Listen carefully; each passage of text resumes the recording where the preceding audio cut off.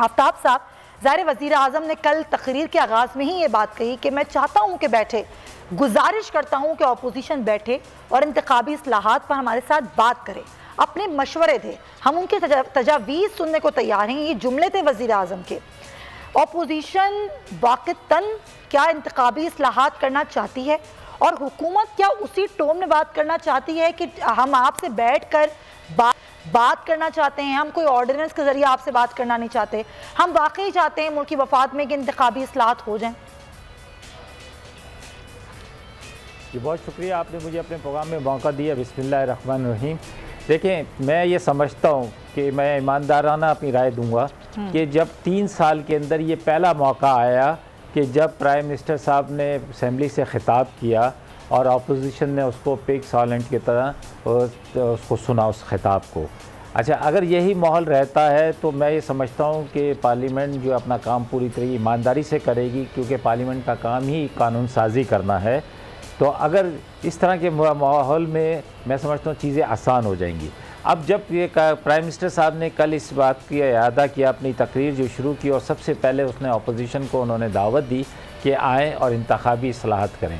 देखिए, आज तक जैसे कि प्राइम मिनिस्टर साहब ने कहा, सबसे ज़्यादा नुकसान अगर किसी शख्स को, किसी पार्टी को पहुंचा है तो वो पीपल्स पार्टी थी कि जिसको नुकसान पहुंचा इसी धांधलीशुदा इलेक्शंस की वजह से। 77 के इलेक्शन आपने देखे, जब उसमें तहरीक चली तो उस तहरीक के नतीजे के अंदर कि नुकसान क्या हुआ कि भुट्टो साहब की हुकूमत गई और भुट्टो साहब को हैंग करना पड़ गया। और उसके बाद अब देखें कि और जितने भी हालात आते रहे यही सूरत हाल बनी। तो मैं ये समझता हूँ कि ये वक्त आ गया है कि हम अपने इख्तलाफात को एक तरफ रखते हुए और हम एक साथ बैठें और बैठने के बाद अपनी जो भी इंतखाबी इस्लाहात हैं वो लेकर आएँ, ताकि ये रोज़ रोज़ की कहानी जो है हर इलेक्शन के बाद ये कि धांधली धांधली धांधली धांधली, इससे जो छुटकारा हो और लोगों को एतमाद हो। अब उसके लिए बहुत सारा तरीक़ेकार इख्तियार किया जा सकता है, जैसे कि इस वक्त हुकूमत ये समझती है कि इलेक्ट्रॉनिक वोटिंग के ज़रिए जो है इस पर काबू पाया जा सकता है, और अपोजिशन ये समझती है कि इस पर काबू ये इलेक्ट्रॉनिक के ज़रिए नहीं किया जा सकता। लेकिन बैठना पड़ेगा, बैठ कर कोई ऐसा फार्मूला तय कर लिया जाए कि जिससे हुकूमत और अपोजिशन दोनों एक पेज पर आ जाएं, और आने के बाद ऐसा कोई फार्मूला हो जाए कि जिससे पूरे पाकिस्तान के अंदर ये यकीन हो जाए कि अब जो इलेक्शन होगा उसको हारने वाला। चले, ये तो एक अलग मामला है ना कि टेक्निकल मामलात पर हम पहले भी अपने प्रोग्राम में बात कर चुके हैं कि इलेक्ट्रॉनिक वोटिंग मशीन के इस्तेमाल से क्या वाकई धांधली रुकेगी या नहीं। लेकिन आज जो मेरा मौजू है वो ये है कि हुकूमत का रवैया क्या होगा। वाकईतन इंतखाबी इस्लाहात के हवाले से हुकूमत एक ऑर्डिनेंस के ज़रिए जो है वो एक ऐसा रवैया नहीं अपनाए कि जिससे हमेशा अपोजिशन नाला रही। माहौल की बात अलग है, लेकिन हुकूमत का जो रवैया होता है, कोई भी हुकूमत जो कर रही होती है, कोई भी जमात, वो रवैया ही होगा आगे जाके। ये है मेरा आम सवाल। चले, आपका पॉइंट आया। इमरान साहब, क्या आपको लगता है कि वाकईतन अब हुकूमत का रवैया तब्दील हो रहा है? वो हुकूमत जो अब तक एक अपोजिशन एटीट्यूड में रही, अब वो अपना एटीट्यूड चेंज कर रही है और वाकईतन इंतखाबी इस्लाहात के हवाले से उसी तरीके से बात करेगी जिस तरीके से अपोजिशन से बात करनी चाहिए, और वाकईतन इंतखाबी इस्लाहात में हुकूमत को कामयाबी हासिल हो जाएगी, आपको लगता है? बिस्मिल्लाहिर्रहमानिर्रहीम। सुमैया, आपने एक ही सवाल में कई सवाल पूछ लिए, लेकिन गुजारिश ये है कि हुकूमत आपने जो अब रवैया इख्तियार किया है, काश के ये रवैया 3 साल पहले ही हुकूमत इख्तियार कर लेती तो आज मुल्क के हालात ये ना होते। लेकिन देर आए दुरुस्त आयत के मुताबिक हमें ये मान लेना चाहिए कि चले अब भी हुकूमत अगर वाकई ही संजीदा है तो फिर उसे चाहिए कि अपोजिशन के साथ बैठे और मामलात को हल करे। देखें, मैं इसका मतलब ये नहीं कि जी अपोजिशन तो बहुत संजीदा है, हुकूमत बिल्कुल भी संजीदा नहीं है, लेकिन मैं इसलिए हुकूमत के बारे में कह रहा हूँ कि बतौर हुक्मरान के आप पे जिम्मेदारी बढ़ जाती है। आपने बड़े भाई का किरदार अदा करना होता है और आपने अपोजिशन को साथ लेके चलना होता है। हमारे यहाँ प्रॉब्लम ये हुई, जो आपने बड़ा अच्छा एक लफ्ज़ यूज़ किया कि हुकूमत अपोजिशन मोड में रही, तो 3 साल तक तो ये अपोजिशन मोड में रही।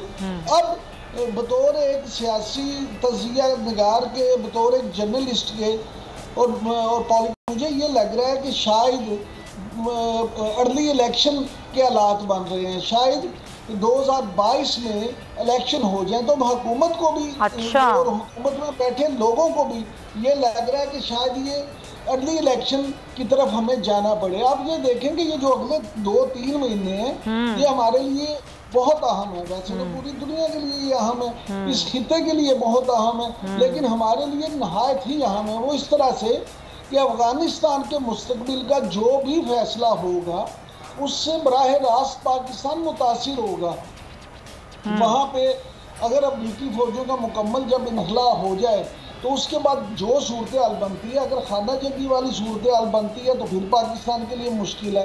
अगर तालिबान वहाँ पे कंट्रोल संभालते हैं तो फिर पाकिस्तान के लिए मुश्किल है। अगर वहाँ पे तालिबान को स्नब किया जाता है तो फिर पाकिस्तान के लिए मुश्किल है। लिहाजा ये सारे मामला जो हैं इस पे पाकिस्तान के अंदरूनी हालात में इस सब का बहुत बड़ा रास्त और गहरा असर आएगा। इसलिए शायद अब हुकूमत ने भी ये समझा, और हुकूमत को भी जो इमरान खान साहब हमारे वज़ीर आज़म हैं, उनके जो वाकई ही सिंसियर लोग हैं, उन्होंने ये समझाया कि आप मेहरबानी करें।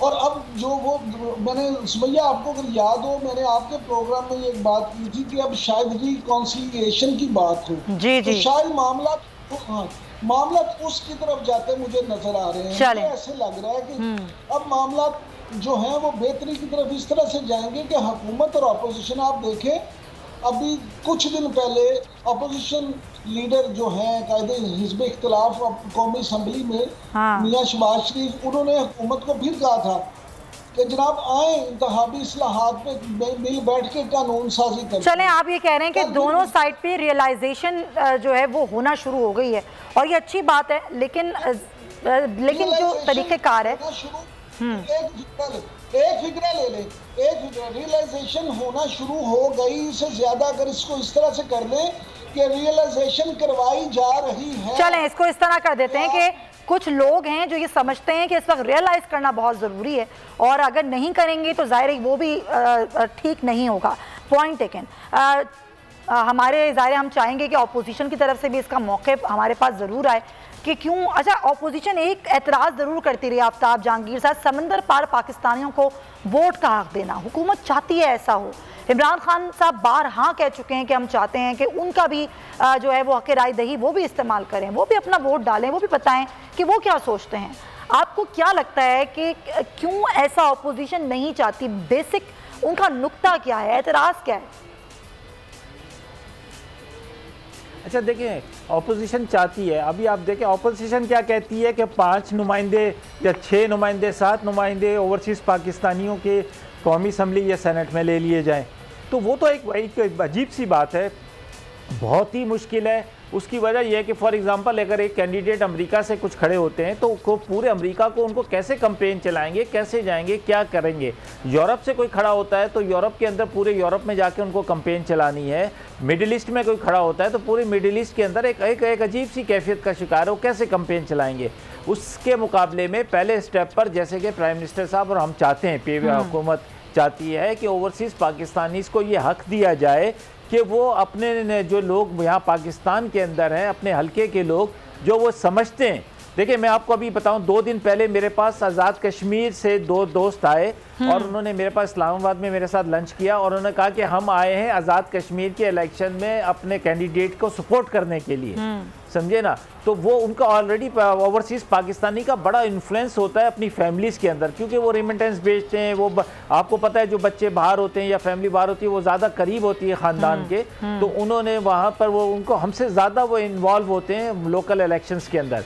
तो वो वहाँ पर बैठकर अगर वो ये कहते हैं कि जी ये कैंडिडेट खड़ा हुआ है तो आप इसको सपोर्ट करें, इसको सपोर्ट करें, और वो ख़ुद भी उसको वोट दे रहे हों, तो मैं ये समझता हूँ कि ये बहुत अच्छा है पहले स्टेप के ऊपर। उसके बाद कोई और दूसरा जब अगली दफ़ा कोई हो तो उसमें देखा जाए कि कैसे नुमाइंदगी दी जा सकती है। अपोजिशन चाहती है, अपोजिशन कहती है कि जी हमारे बड़े करीब हैं और हर पार्टी का चैप्टर मौजूद है ओवरसीज़ में, तो इंग्लैंड में, यूरोप में, अमेरिका में, मिडिल ईस्ट में, तो आप उनको इन्वॉल्व करें ताकि वो लोग अपनी कैंपेन चलाएं अपने लोगों के लिए, जिस हल्के के लोग हैं उनको कहें कि भाई इसको वोट देना है, तो ताकि ये कि वो मजबूत हों।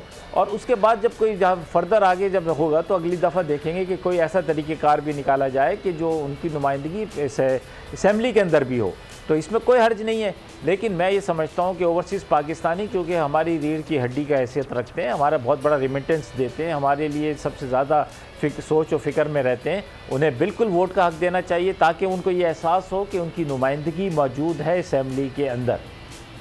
ज़ाहिर है ये तो है इम्पोर्टेंट बात, लेकिन ये सवाल भी यहाँ पर बनता है आफ्ताब साहब कि हुकूमत ने देर नहीं कर दी। अब जबकि 2 साल रह गए हैं, अगला साल तो इंतखाबी मुहिम का साल होगा, किस तरीके से आप इस बात को यकीनी बनाएंगे कि जो तरीक़ेकार पर आप चाहते हैं कि इलेक्शन हो वही तरीक़ेकार पर इलेक्शन हो? ज़ाहिर है इसके लिए कोई टेक्निकल मामलात होते हैं, इनको देखना पड़ता है, फिर ज़ाहिर चीज़ों को उस तरीके से परखना पड़ता है कि कहीं इसका कोई बैकअप प्लान तैयार करना पड़ता है, फिर ज़ाहिर उसकी रकम उतनी चाहिए होती है कि ज़ाहिर आप पोलिंग स्टेशन पर इलेक्ट्रॉनिक वोटिंग मशीन आपको चाहिए। ज़ाहिर इस पर मैं पूरी रिसर्च के साथ बात कर चुकी हूँ। तो आपको नहीं लगता कि हुकूमत ने थोड़ा लेट कर दिया? ये काम बहुत पहले कर लेना चाहिए था। 3 साल बाद क्यों ख्याल आया आपको? अच्छा देखिए, नहीं बिल्कुल लेट नहीं किया है, अभी भी 2 साल हैं अकॉर्डिंग टू शेड्यूल के मुताबिक। लेकिन जैसे अभी मेरे एक दोस्त ने कहा कि जी अर्ली इलेक्शन तब भी 1 साल, अगर उनके बकौल उनकी बात मान लेते हैं, लेकिन वैसे जो कानूनन तो अभी 2 साल बाकी हैं। अच्छा, अब इसमें जैसे हमारी जो राय है, हमने जितनी तैयारी की हुई है, हमने वो बाकायदा इलेक्ट्रॉनिक मशीन जो है उसके ऊपर वर्क किया, उसको बाकायदा डिस्प्ले किया है, और उसको डिस्प्ले करने के बाद वो असेंबली के अंदर, कौमी असेंबली के अंदर काफ़ी अरसे तक वहाँ पे डिस्प्ले होता रहा है, जिसको अपोजिशन के लोग भी मेरे साथ खड़े होकर उन्होंने उसको ऑब्ज़र्व भी किया, उसको चला के भी देखा है कि इसका क्या तरीक़ेकार होगा। और अगर उस पर मैं ये समझता हूँ कि मैं भी कहूँगा और आप भी कहें फवाद चौधरी साहब को, क्योंकि वो इसके सबसे बड़े मौजूद हैं, उनसे कहें कि हम मीडिया के लोगों को, आप लोगों को भी बुला के उसको समझाएं कि भाई ये आप लोगों को भी दिखाएं डिस्प्ले करके कि कैसे वोटिंग होगी। अच्छा, अगर उसमें तो अगर कर लिया जाए तो कोई इतना बड़ा वो नहीं है। देखें, जब मैं समझता हूँ सर सवाल ये नहीं है कि वो इस्तेमाल कैसे होगी, सवाल ये है कि वो सहूलत हर जगह पहुंचेगी कैसे। सवाल ये भी है कि हर किसी को उसकी अवेयरनेस कैसे मिलेगी। सवाल ये कि देहातों में लोग जो कि किसी भी चीज़ का इस्तेमाल करना नहीं जानते हैं, उनको किस तरह समझाया जाएगा? उसके लिए वक्त कम है, आपको रिसोर्सेज चाहिए होंगी, इस काम के लिए पैसा चाहिए होगा, हुकूमत को तैयारी चाहिए होगी। अच्छा, मैं नहीं कोई इतना बड़ा वो नहीं है। आपने मेरे ख्याल में देखी नहीं है, मैंने देखी है उसको, उस मशीन को मैंने उसको 2 दफ़ा इस्तेमाल करके देखा है। अच्छा, वो बहुत ही इजी तरीका है। हाँ, बहुत इजी तरीका है। वो मतलब एक जो वो है वोटर, उसने पोलिंग स्टेशन पे जाना है और जाने के बाद अपना शनाख्ती कार्ड देना है। शनाख्ती कार्ड जब वो देंगे, उसको स्वीप किया जाएगा है, तो वो जो उससे पता चल जाएगा। अच्छा, वो सारी चीज़ें इस तरह एक बहुत ही एक सिस्टम है सर। वो सिस्टम तो मैं समझा चुकी हूँ आवाम को, हम इसको डेमोन्स्ट्रेट भी कर चुके हैं, हमने इस पर पूरी बात की है। खैर, यहाँ पर बात हो रही है कि उस काम के लिए क्या वक्त काफ़ी है या नहीं है, और क्या हुकूमत ये समझती है कि इतने कम वक्त में ऑपोजिशन को अपने साथ बिठाना होगा और ये ऐसा हो पाएगा? क्योंकि खुद ऑपोजिशन के लोग ये कह रहे हैं कि हुकूमत संजीदा ही नहीं इंतखाबी इस्लाहात में। अब आप लोग ऑर्डिनेंस के जरिए काम नहीं करेंगे, आप लोग मिल बैठ के करेंगे।